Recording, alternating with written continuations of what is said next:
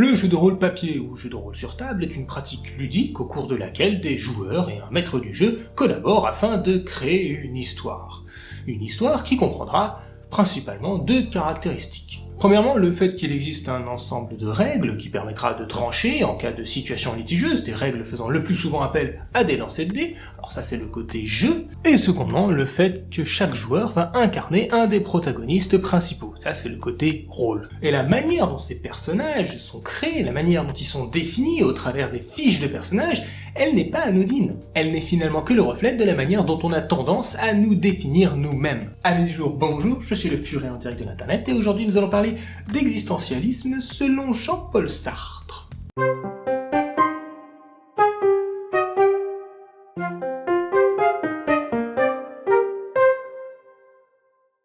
L'existentialisme est un courant de pensée apparu au 19e et 20e siècle et notamment connu grâce à un de ses porte-étendards, l'écrivain et philosophe français Jean-Paul Sartre, et ce notamment au travers de ses œuvres L'être et le néant et L'existentialisme est un humanisme. Né en 1905 et mort en 1980 à Paris, ce brave bonhomme au strabisme notable a vécu dans ce siècle que l'on pourrait aisément qualifier de mouvementé. Alors je sais pas, au pif, une guerre mondiale, une deuxième guerre mondiale, une révolution culturelle, scientifique, technologique, une libération des mœurs, l'avènement d'une société capitaliste.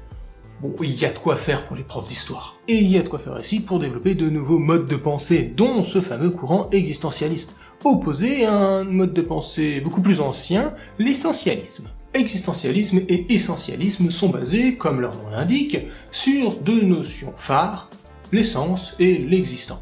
L'existence d'une chose, c'est ce qu'elle fait, c'est sa fonction. Pikachu, qu'est-ce qu'il fait? Eh bien, il attaque tonnerre. Utiliser des attaques électriques, c'est là son existence. Dans un jeu de rôle, l'existence pourrait ainsi être comparée à la classe de notre personnage. Je suis un archer parce que j'ai un arc et que je tire des flèches. Je suis un guerrier, un barbare parce que je combats dans la mêlée. Je suis un mage parce que je fais de la magie. À l'inverse, l'essence, c'est ce qu'est l'individu, ce qui le définit, ce qu'il a intrinsèquement en lui. Pikachu, son essence, c'est d'être un Pokémon. Alors précision cependant, l'essence, c'est quelque chose, c'est un état durable. On n'a pas pour essence d'être joyeux, ou encore d'être en colère. Sauf sur Twitter. Mais c'est un autre débat. Dans les jeux de rôle, l'essence pourrait correspondre aux statistiques des personnages, c'est-à-dire à leur score dans différents domaines, la force, l'agilité, l'intelligence, etc., etc. Évidemment, essence et existence sont intimement liés, et sur ce point de vue, eh bien, nos deux doctrines sont tout à fait d'accord. Le guerrier sera toujours fort, l'archer sera toujours agile, et le mage intelligent. Là où ça commence à se friter, c'est quand on se demande de laquelle des deux notions découle l'autre. Ainsi, pour les philosophes essentialistes, comme Leibniz par exemple, l'essence précède l'existence. Tandis que pour les existentialistes, eh bien à l'inverse, l'existence précède l'essence. En bref, la question est, est-ce que je fais ce que je fais parce que je suis ce que je suis, ou l'inverse? Basiquement, si par un puissant sortilège de nécromancie, on pourrait jouer une partie de jeu de rôle avec Sartre et Leibniz, voici une discussion qui pourrait par exemple avoir lieu.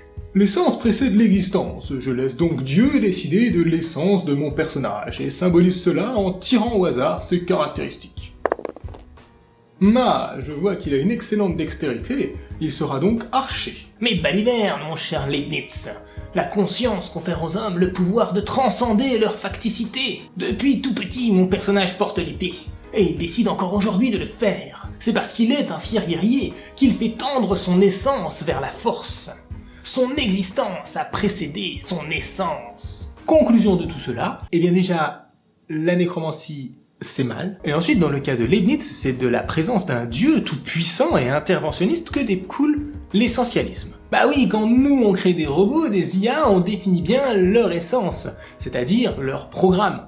Et de ce programme va découler les tâches qu'ils vont réaliser, leur existence. Donc dans le cadre d'une IA, eh bien très clairement, l'essence précède l'existence. Notez bien d'ailleurs que l'existence d'un tel dieu implique forcément la thèse de l'essentialisme. Mais on peut très bien être essentialiste et tout à fait déiste ou même athée. Et d'ailleurs sur ce point, si c'est pas clair, je vous invite à voir une certaine vidéo sur une certaine chaîne qui traiterait d'implication, par exemple.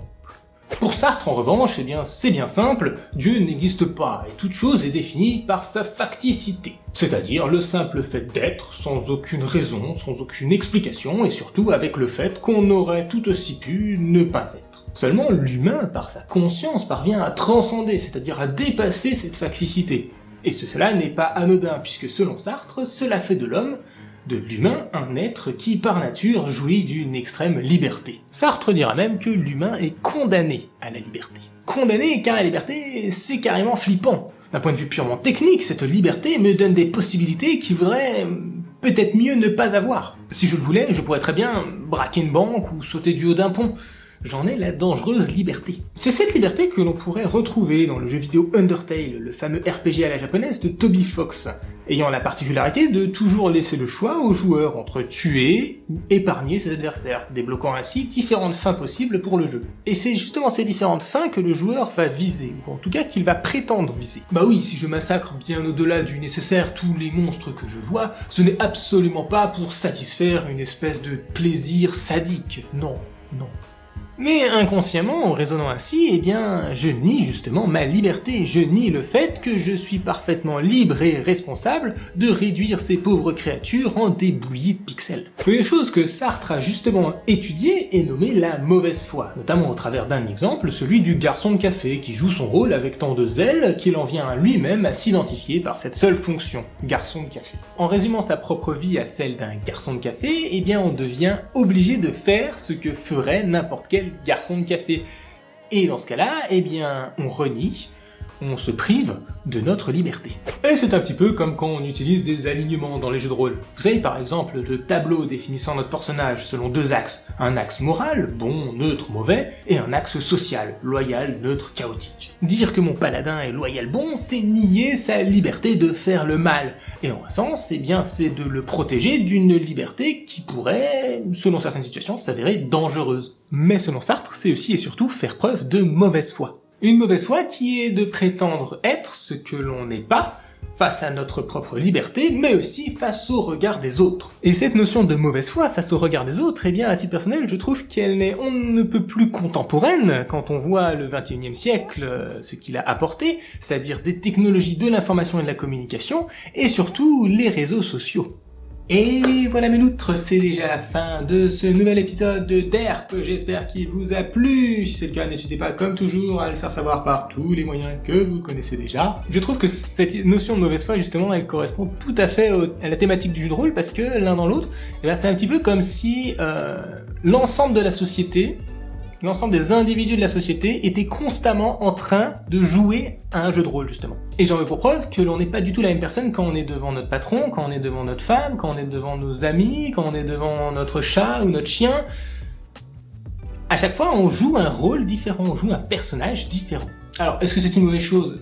Je pense clairement pas, mais il faut bien évidemment garder en tête que, justement, ce n'est qu'un personnage, ce n'est pas nous, ce n'est pas notre essence. Et c'est donc sur ces précisions que je vous laisse, et que je vous dis, à dans 15 jours pour le prochain épisode de D3RP. D'ici là, comme d'habitude, portez-vous bien, mangez des cookies, buvez du lait. Ciao. Essentialisme et existentialisme sont basés, comme leur nom l'indique,